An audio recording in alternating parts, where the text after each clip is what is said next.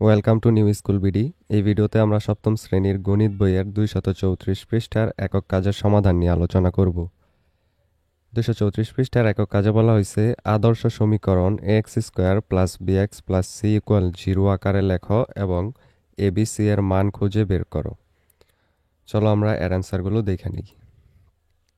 প্রথমটা হলো 3x minus 2x square equal হলো 7। এটা থেকে আমরা আদর্শ আকার বের করব কিভাবে, সেটা হলো প্রথমে আমাদেরকে যেহেতু বইলেই দিছে দ্বিঘাত সমীকরণের প্রথমটা থাকবে স্কোয়ার আকারে যেটা ওইটা, এরপরটা শুধু এক্স আকারে যেটা, এরপরটা হলো সি দিয়া কনস্ট্যান্ট বোঝায়।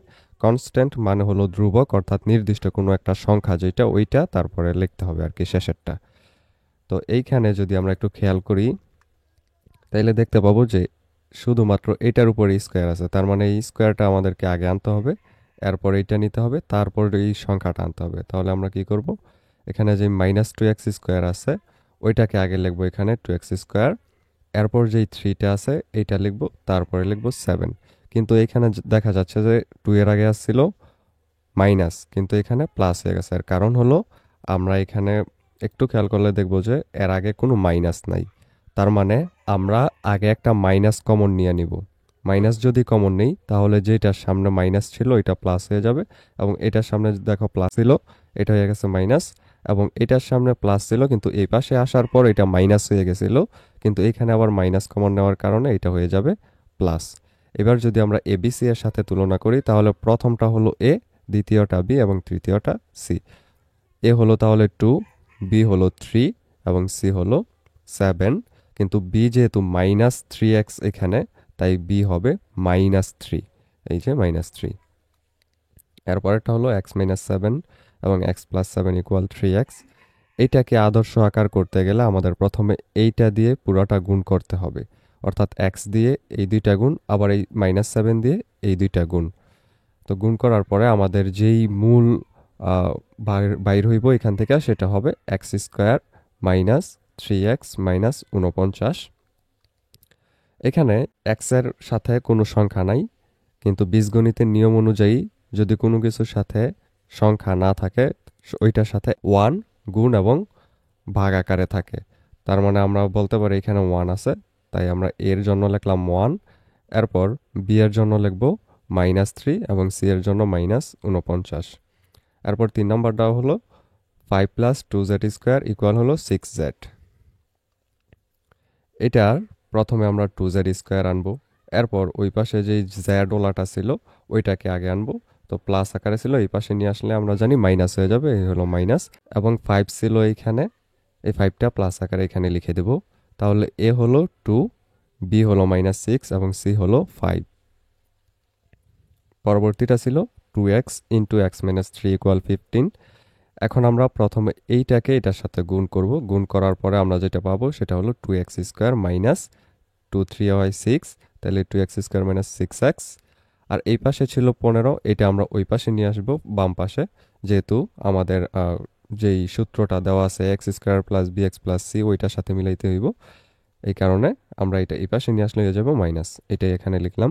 তাহলে এ হলো 2, বি হলো -6 এবং সি হলো 15, কিন্তু এগুলোর সামনে মাইনাস থাকায় এখানে -6 এবং -15 দিতে হবে। এরপর 5w 7w - 2 এর সাথে গুণ আকারে, তারপর ইকুয়াল হলো 10w + 1। এবার 5 দিয়ে 7w কে গুণ করতে হবে, তাহলে হবে 35w² এবং 5w দিয়ে 2 কে গুণ করলে হবে 10w -10w। আবার ওই পাশে আসছে দেখা যায় প্লাস আকারে 10w, ওইটাকে আবার এই পাশে নিয়ে আসলে হবে -10w, তাহলে দুইটা 10w হয়ে গেল -20w। এরপর এইখানে ছিল +1, ওই পাশে গেলে হবে -1 ইকুয়াল হলো 0, যেহেতু এই পাশে আর কিছু থাকে না। তাহলে এর মান বের হবে 35, বি হবে -20 এবং সি হবে 1। এই ঘরে আমরা লিখে দেব। পরেরটা 4y - 3y × y = 9। এখন আমরা এই যে 3y আর yটা দেখতে পাচ্ছি, এই দুইটা আছে গুণ আকারে, দুইটাকে গুণ করব প্রথমে, তাহলে হবে 3y × y 3y²। আমরা এটাকে 3y² লিখব, যেহেতু এখানে এটার সামনে মাইনাস আছে তাই আগেই আমরা মাইনাসটা কমন নিয়ে নিব, তাহলে আমাদের হবে 3y²। এটার সামনে প্লাস ছিল, কমন নেওয়ার কারণে এটা মাইনাস হয়ে যাইব -4y এবং 9 ছিল এই পাশে প্লাস আকারে, এটা এই পাশে আসলে হয়ে যাব -9। ওই মাইনাসটা আবার প্লাস হয়ে যাবে এখানে মাইনাস কমন নেওয়ার কারণে। তাহলে আমাদের এ হবে 3, বি হবে -4 এবং সি হবে 9। এরপর a প্লাস 2a² -19 সমান 5a²। এবার আমরা এই যে 5a² এটা ওই পাশে নিয়ে যাব, তাহলে হবে আমাদের -5a²। মাইনাস থেকে প্লাসের 2 যদি চলে যায় তাহলে থাকবে -3a²। যেহেতু আমরা জানি যেটা a² মানে এক্স স্কোয়ার আকারে থাকবো, ওইটাকে আমরা প্লাস আকারে নিয়ে যাইতে দেবো, তাই মাইনাস কমন নিব। তাহলে এই মাইনাসটা হয়ে যাব প্লাস 3a² হবে এখানে প্লাসের। এরপর হবে মাইনাস এ যেটা ছিল এইটা, এবং এই মাইনাসের 19 হয়ে যাব প্লাসের 19। তাহলে আমাদের এ হইল 3, বি হইল -1 এবং সি হলো 19। এখানে কোনো সংখ্যা নাই মানে মনে মনে এক আছে বীজগণিতের নিয়ম অনুযায়ী, তাই এইখানে বি এর মানটা হবে -1। এরপর দুইটা ঘর আমাদেরকে দিছে আমরা যাতে নিজেরা কিছু লিখতে পারি, তো এখানে আমরা দুইটা ঘর নিজেরা লিখব। 4x² - 15 সমান হলো 5x + 6। এখান থেকে এই যে 4x² এটাকে আমরা আগে আনবো। এরপর এই -5x, এই প্লাসটা এই পাশে আনলে মাইনাস হবে, তাই এটা এখানে লিখবো। এরপর -15 এবং এই +6 যদি এই পাশে আনি তাহলে হইব এখানে 21, মাইনাসের 21, সেটাই আমরা এখানে লিখলাম। তাহলে এ হলো 4, বি হলো -5 এবং সি হলো -21।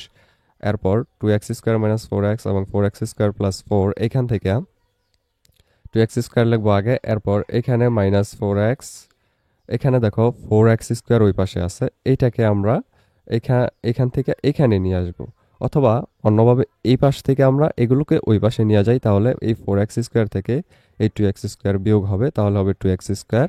এবং এই যে -4x এটা ওই পাশে গিয়ে হবে +4x, এবং এই যে 4 ওইটা 4ই থেকে যাবে। তাহলে এ হলো 2, বি হলো 4 এবং সি হলো